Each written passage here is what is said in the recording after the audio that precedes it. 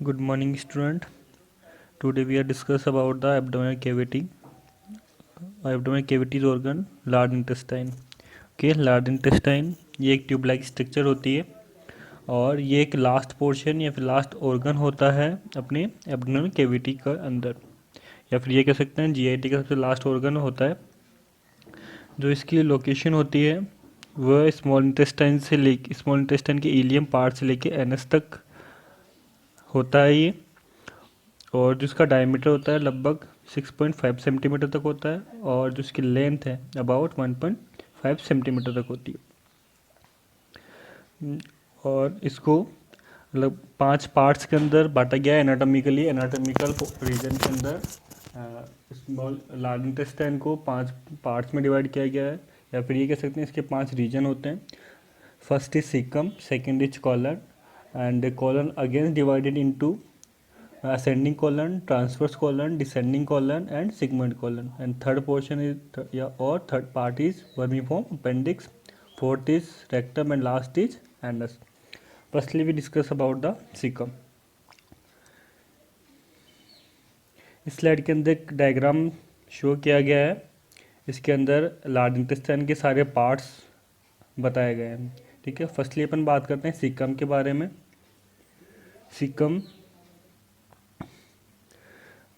इसका first portion होता है, लार्ज इंटेस्टाइन का सबसे फर्स्ट पार्ट होता है, और ये स्मॉल इंटेस्टाइन का जो लास्ट पार्ट है इलियम, उसके जो एक वाल होता है इलियम और सीकम के बीच एक वाल प्रेजेंट होता है, इलियोसिकल वाल, वहाँ से ये प्रेजेंट होता है, और ये इसकी लोकेशन है। इस पार्ट को अपन बोलते हैं सीकम। ओके,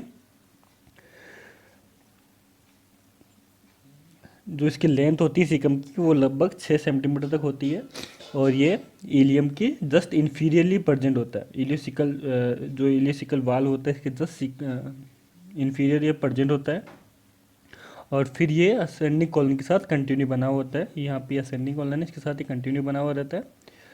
और नेक्स्ट अपन बात करते हैं असेंडिंग कॉलन के बारे में, या फिर कॉलन के बारे में। कॉलन को 4 पार्ट्स में डिवाइड किया गया है anatomically: ascending colon, transverse colon, descending colon and last is sigmoid colon. पहले बात करते हैं अपन इस असेंडिंग कॉलन के बारे में। असेंडिंग कॉलन होता है ये इलियोसिकल जो वाल्व है, यहाँ पे जो आपको इलियोसिकल वाल्व दिख रहा है, ये यहाँ से लेके और राइट कोलिक फ्लेक्सर तक ये प्रेजेंट होता है। ठीक है, राइट कोलिक फ्लेक्सर ये जो लीवर यहाँ पे प्रेजेंट होता है, इस जगह तक प्रेजेंट होता है, और इस राइट कोलिक फ्लेक्सर को राइट हिपेटिक फ्लेक्सर के नाम से भी जाना जाता है। इलियोसिकल वाल्व से लेके जस्ट अबाव ये प्रेजेंट होता है, और सीकम से लीवर की तरफ अपवर्ड बढ़ता हुआ होता है, राइट कोलिक हिपेटिक फ्लेक्सर तक ये प्रेजेंट होता है, और फिर यहाँ से ये लेफ्ट साइड में टर्न हो जाता है। जो इसकी लेफ्ट साइड है, जैसे राइट कोलिक फ्लेक्सर है यहाँ पे प्रेजेंट है, और यहाँ से ये लेफ्ट साइड में टर्न ले लेता है।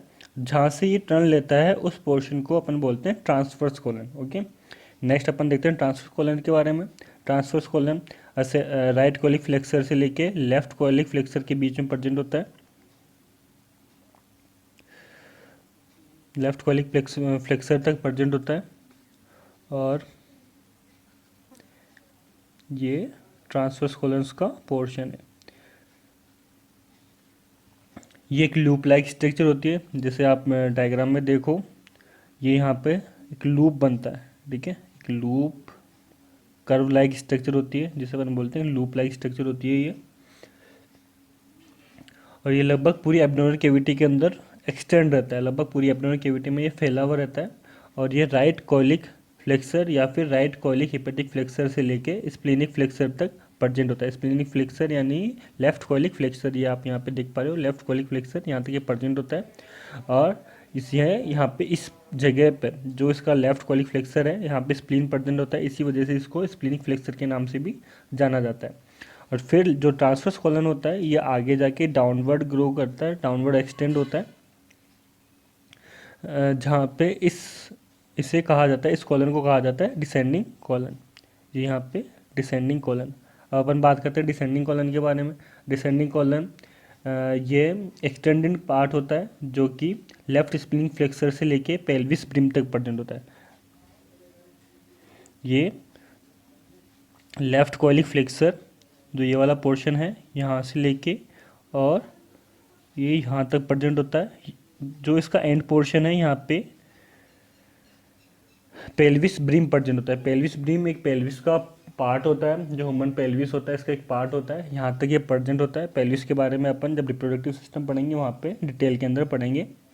अभी सिर्फ इतना ध्यान रखो कि जो डिसेंडिंग कॉलन होता है ये लेफ्ट कॉलिक फ्लेक्सर से लेके पेल्विस ब्रीम तक प्रेजेंट होता है और पेल्विस ब्रिम के अंदर ये जाके एक एस शेप स्ट्रक्चर बनाता है। या आप यहाँ पर देखो जो इसका एंड पोर्शन है ये यहाँ पे एक एस शेप स्ट्रक्चर बनाता है, ये वाला ये यहाँ पे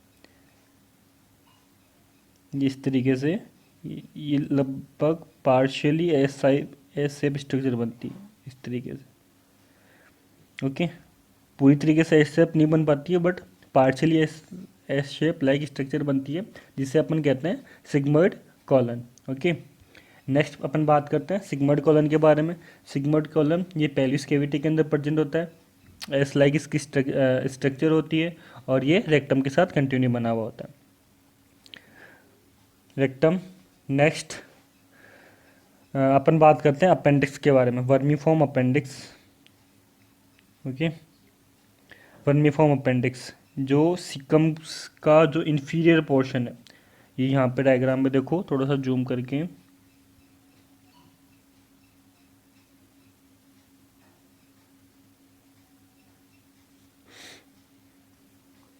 ये वाला द सीकम के इंफीरियर जो पोर्शन है उसे अपन बोलते हैं वर्मीफॉर्म अपेंडिक्स या फिर इसे अपेंडिक्स के नाम से भी जाना जाता है।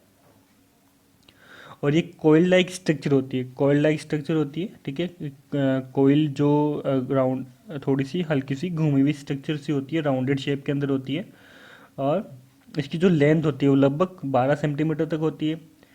जनरली इसे अपेंडिक्स के नाम से जाना जाता है और ठीक है। और ये जो इसका इन्फेक्शन होता है, नेक्स्ट सबसे इम्पोर्टेंट बात, अगर अपेंडिक्स के अंदर किसी तरह का इन्फेक्शन हो जाता है उस कंडीशन को बोला जाता है अपेंडिसाइटिस। ओके, नेक्स्ट अपन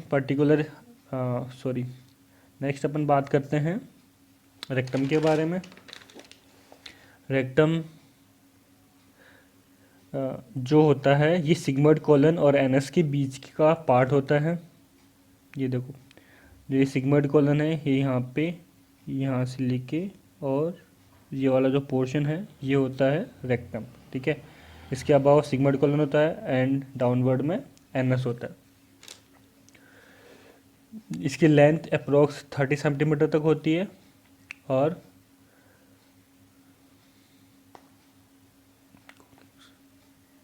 ये अगर पेल्विस कैविटी के अंदर देखा जाए तो सेक्रम और कॉक्सिस के बीच में ये प्रेजेंट होता है।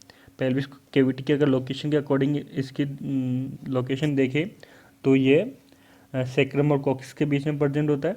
नेक्स्ट लास्ट पार्ट एनस, जो लार्ज इंटेस्टाइन का लास्ट पार्ट होता है वो होता है एनस। ओके, एनस जो होता है रेक्टम का टर्मिनल पोर्शन होता है।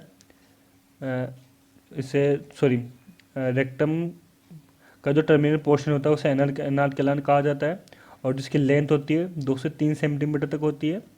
नेक्स्ट एनल कैनाल की जो ओपनिंग होती है उस ओपनिंग को कहा जाता है एनस। एनस के अंदर 2 स्पिंक्टर्स प्रेजेंट होते हैं। आप नेक्स्ट डायग्राम के अंदर देखना, जब हाँ जी नेक्स्ट सिकम पर्टिकुलर, अब एक स्लाइड के अकॉर्डिंग देखिए, particular slide 1 by 1 caecum it is first part of large intestine, जो कि अपन पहले देख चुके हैं डायग्राम के अंदर। इस डायग्राम के अंदर सारे जो इसके पार्ट्स है वो मैंने एक्सप्लेन कर दिए हैं। फिर भी 1 बाय 1 अगर स्लाइड्स के अकॉर्डिंग देखना चाहते हो तो इसमें है ये एक लार्ज इंटेस्टाइन का फर्स्ट पार्ट होता है। It is 6 centimetre long, it is situated inferior to ileocaecal valve, यानी कि ये इलियोसिकल वाल्व के इन्फीरियर साइड में ये प्रेजेंट होता है और असेंडिंग कॉलन के साथ ये कंटिन्यू बना होता है। Next the colon as a 4 part ascending colon। okay, ascending colon part above the ileocecal valve called ascending colon, जो ileocecal valve का जो पार्ट होता है इससे अबाव जो पार्ट होता है उसे ascending colon कहा जाता है। ये it passes upward from cecum to the level of liver where it turn to left and from the right coelic hepatic flexure. After the ascending colon become transverse colon. Transfer colon. Next is transfer colon. It is a loop of colon which extend across the abdominal cavity. एक loop like structure होती है जो कि abdominal cavity के साथ extend रहती है. Beneath the spleen it cover to downward. Spleen से ये डाउनवर्ड एक्सटेंड होता है, जिससे उस पोजीशन को कहा जाता है लेफ्ट कोलिक हेपेटिक फ्लेक्सर या फिर लेफ्ट स्प्लीनिक फ्लेक्सर से ये डाउनवर्ड जाता है. Next descending colon. जो ट्रांसफर कॉलन जब आगे जाके एक्सटेंड होता है तो उस पोर्शन को बोलते हैं डिसेंडिंग कॉलन. डिसेंडिंग कॉलन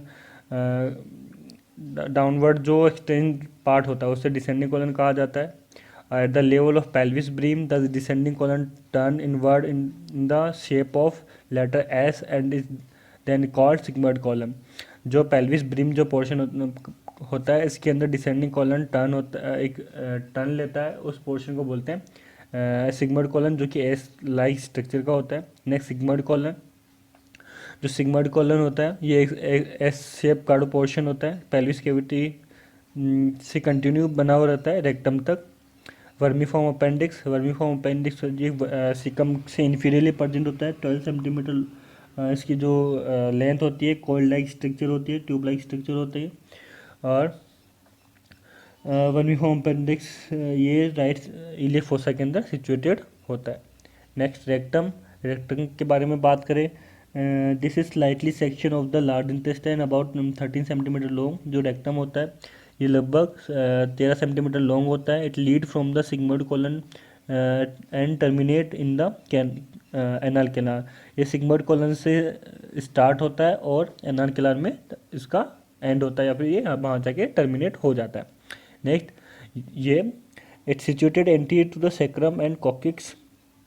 अगर पेल्विस के बारे में बात करें, जैसे मैंने पहले बताया आपको, ये सेक्रम और कॉक्सिक्स के एंटीरियरली ये प्रेजेंट होता है. और इसका जो टर्मिनल जो एंड पोर्शन होता है 2 से 3 सेंटीमीटर का जो एंड पोर्शन होता है वो एनाल कैनाल कहलाता है.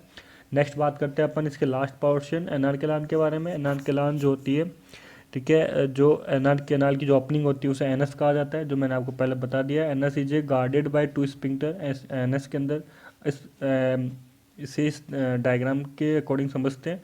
एनएस के अंदर 2 तरीके के स्पिंक्टर प्रेजेंट होते हैं, एक्सटर्नल स्पिंक्टर और इंटरनल स्पिंक्टर.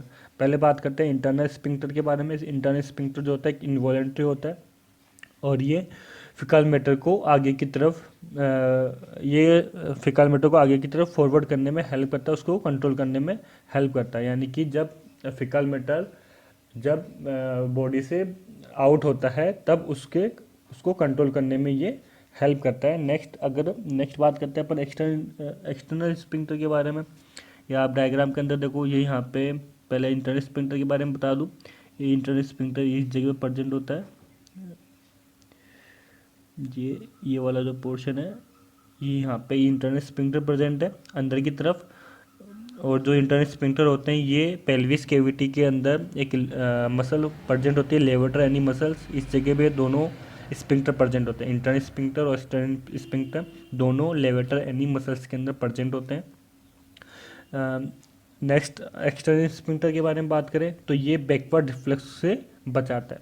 जब अपन फूड लेते हैं और अपनी बॉडी से जब वो डाइजेस्ट होके एब्जॉर्ब होने के बाद एनएस से होता हुआ जब बाहर निकलता है तब उसके बैकवर्ड रिफ्लेक्स वापस से अपनी बॉडी के अंदर वो फिकल मैटर एंटर ना हो, उससे बचाने में ये हेल्प करता है external sphincter. Okay, now thank you for watching the video.